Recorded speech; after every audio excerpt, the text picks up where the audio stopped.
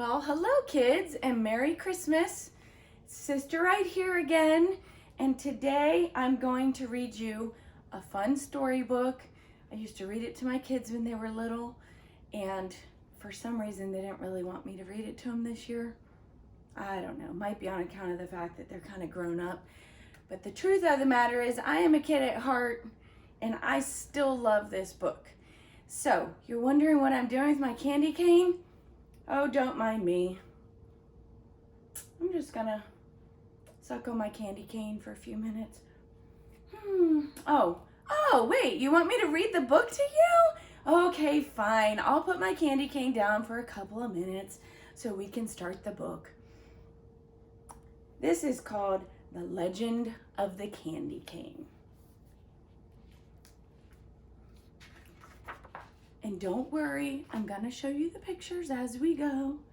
So no need to fuss and fight in front of the screen. You'll be able to see it. One dreary evening in the depths of November, a stranger rode into town. He stopped his horse in front of a lonely storefront. The windows were boarded shut and the door was locked fast. But the man looked at it, smiled, and said, "It will do."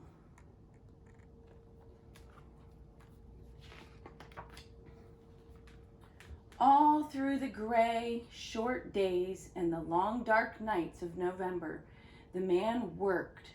The townspeople could hear the faint pam, pam, pam of his hammer and the snish, snish, snish of his saw. They could smell the sweet, clean scent of new lumber and the deep, oily smell of new paint. But no one knew who the man was or what he was doing. Anybody wondering what's he doing? I'm wondering. The mayor hoped he was a doctor to heal his illness. The young wives hoped he was a tailor to make beautiful dresses. The farmers hoped he was a trader to exchange their grain for goods. But the children had the strongest, deepest wish of all, a wish they did not tell their parents. A deep, quiet, secret wish that none of them said out loud. Hold on, I need to suck on my candy cane. No one spoke to the man, and no one asked if he needed help. They just waited and watched and wondered and wished. Wonder what he's doing. But one small girl watched and wondered, waited and wished longer than she could stand. And one snowy day she knocked at the stranger's door. "Hello," she said. "My name is Lucy. Do you need some help?" The man smiled warmly and nodded. Then he opened the door and Lucy stepped inside. A long counter ran down the side of the room. Bare shelves filled the opposite walls, and in the back were dozens and dozens of barrels and crates. "Could you help me unpack?"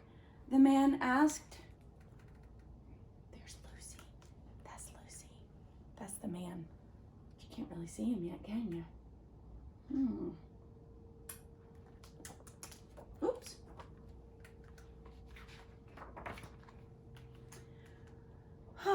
Lucy's heart sank at the sight of all the boxes.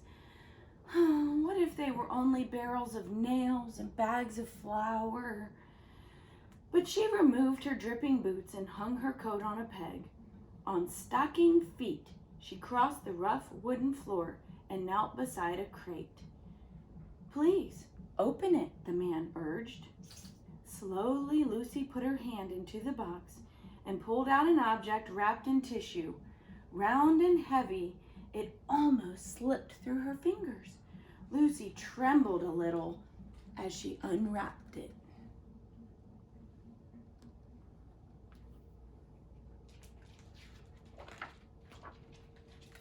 Leo, you want to join us? Come here, bud. Hey. Leo wants to read the book too. It's okay. He gets a little nervous. Come here. Let other kids see you. All right, we have to pause for a minute so everybody can see Leo. Come here, pup. Hey, come here. Yeah, there's a good puppy. Yes, there he is. Leo, say Merry Christmas to everybody. Yeah. Leo was asking me earlier if you kids would come visit him one day. I think that's a good plan. All right, see you later. All right, back to our story. Oh, and back to my very important little piece of candy here. It's just a little candy cane, but it's still yummy. So inside the crate was a glass jar. Lucy gave the man a puzzled look. Go on, his nod said. So she unpacked another glass jar and another until she was completely surrounded by jars of all shapes and sizes, tall and thin, round and squat, jars with lids, jars without. Now, the man said, for something to put inside. And he pulled over a huge crate stamped with a strange word. Let's see if you can read that strange word. Can you read it? It says confections. Interesting. That's not really a word we use nowadays, except for maybe confectioner's sugar. Oh, that kind of gives it away. Let's see. As Lucy unpacked, her eyes lit up. It was candy.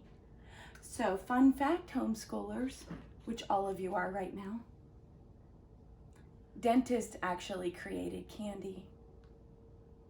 Okay, maybe that's a myth. I'm just saying. All the parents agree with me. All right, well, let's get back to our story. It was candy, her favorite candy. Gumdrops. Ooh, I love gumdrops. Try some, the man said. She popped one in her mouth. Now she could hardly unwrap fast enough. Peppermint sticks, taffy, lollipops, chewing gum. Better be sugar-free. Wide-eyed, she looked at the man. We wished, Lucy said. Yes, I know, said the man. And here it is. Welcome to Sonnyman's Candy Store. I am John Sonnyman. Look at that. She has her cheeks full of candy. Too cute. Soon, the small store was filled with candies gleaming in their glass jars. Raspberry suckers, tiny lemon drops, brightly colored jawbreakers, and long tangles of licorice, pink and white peppermints for church, and butterscotch balls for company. Ooh, that peppermint, that reminded me I've got my candy cane. How many of you like to suck on a candy cane until it's pointy? I'm not very good at that because I always end up biting it. But do you know who's really good at that? Pastor Wright. Pastor Wright can suck on a candy cane until it's like a little tiny sword. Pretty crazy. Don't try that at home, kids. Then, in the very last package, in the very last crate, was a candy that Lucy had never seen before. A red and white striped candy stick with a crook on the end. What is it? Lucy asked. Oh my. Does anybody know what it is? I'm getting excited. This, Mr. Sonnyman explained, is a candy cane. It is a very special Christmas candy. Well, why? Lucy asked. Tell me, Mr. Sonnyman said. What letter does it look like? Oh, I'm gonna get out my candy cane. Look. Oh, it's just the right size. Lucy took the candy cane and turned it in her hand, and she said, oh, J! It's a J. Yes, Mr. Sonnyman smiled. J for Jesus. Now, in case Joshua and Jacob and Judah are watching, or Jude. Let's see, who else do we have, guys? This J's for Jesus, but if you want it to be for your name, that's okay too. J for Jesus, who was born on Christmas Day. I mean, basically. Now turn it over. What does it remind you of? Oh, look at that. Oh, wait. You didn't get to see the picture up close. You have to see it up close. Okay, there we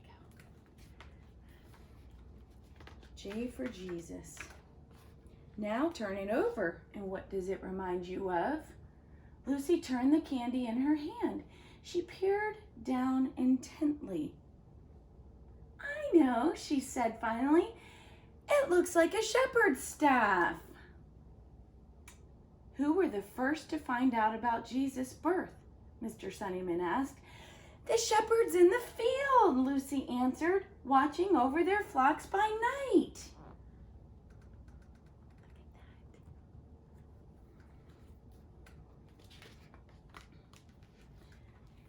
But Mr. Sunnyman, what are the stripes for? Lucy asked. The man's eyes grew sad. The prophet Isaiah said, by his stripes we are healed. Before he died on the cross, Jesus was whipped. He bled terribly. The red reminds us of his suffering and his blood. But then, Mr. Sunnyman continued, the candy is white as well. When we give our lives to Jesus, his blood washes away our sins, making us white and pure as snow. That, he said, is the story of the candy cane. Is it a secret? Lucy asked. Mr. Sunnyman looked at her for a long moment. It's a story that needs to be told. Will you help me share it? He asked.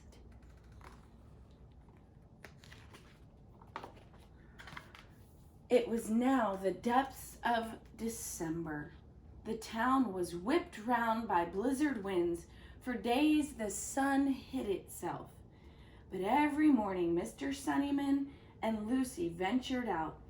They wore heavy woolen coats and bright hand-knit scarves, and in their stiff mittened fingers they each held a bag. They went to every house in town. They traveled to every farm in the country. They knocked on every door. In every home they told the story.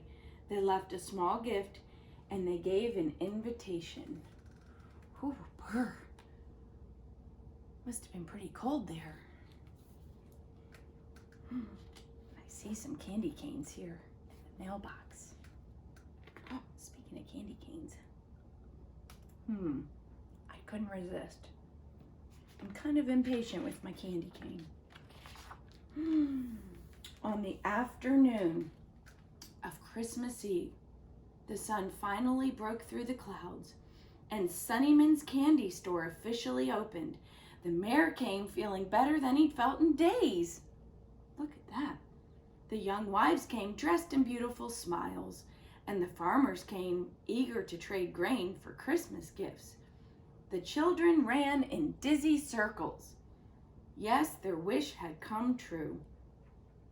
Yes, they had come to share in the opening of the candy store, but they shared something more, something bigger, and something better. I'm crunching on my candy cane. Sorry if you can hear that. Oh, that looks like so much fun. Candy apples. Oh.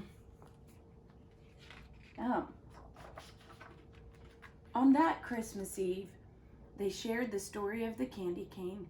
They told of the miracle of Christ's birth, the misery of his death, and the mercy of his love.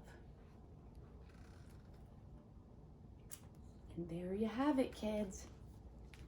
The story of the candy cane. I hope all of you have had a great Christmas day, and I look forward to seeing you in the new year. Love you.